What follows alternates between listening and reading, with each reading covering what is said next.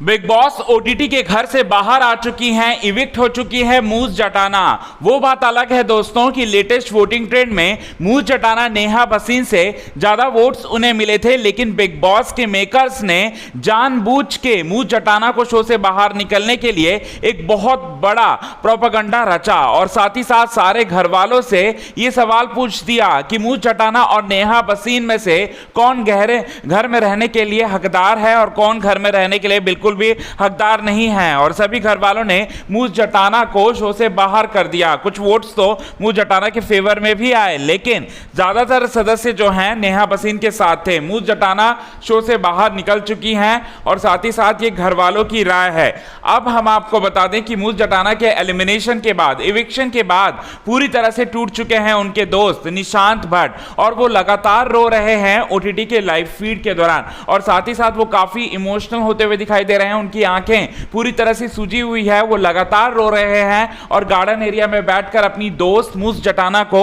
याद कर रहे हैं और साथ ही साथ मूस जटाना को याद करते हुए काफी भावुक हो रहे हैं दोस्तों। लेकिन वहां पर उनकी दोस्त दिव्या अग्रवाल से ये सीन, ये चीज देखा नहीं गया। इस तरह से इमोशनल होता हुआ अपने दोस्त को वो देख ना सकी और वो निशांत भट्ट के पास आती हैं और साथ ही साथ एक दोस्त की तरह, एक बहन की तरह उनका जो है हौसला अफजाई करती हैं, उनका पीठ थपथपाती हैं और कहती हैं कि एक ही हफ्ते की बात है और इसके बाद तुम मिल लेना निशांत भट्ट मूस जटाना से। ये सारी की सारी बातें कहते हुए दिखाई दे रही हैं दिव्या अग्रवाल और साथ ही साथ दिव्या अग्रवाल निशांत भट्ट का हौसला अफजाई करते हुए दिखाई दे रही हैं और साथ ही साथ कह रही हैं, बहुत ज्यादा उन्हें प्रेरित करने की कोशिश कर रहे हैं, क्योंकि मूस जटाना के एलिमिनेशन के बाद, इविक्शन के बाद निशांत भट्ट जो हैं पूरी तरह से टूट चुके हैं। उन्हें समझ में नहीं आ रहा और वो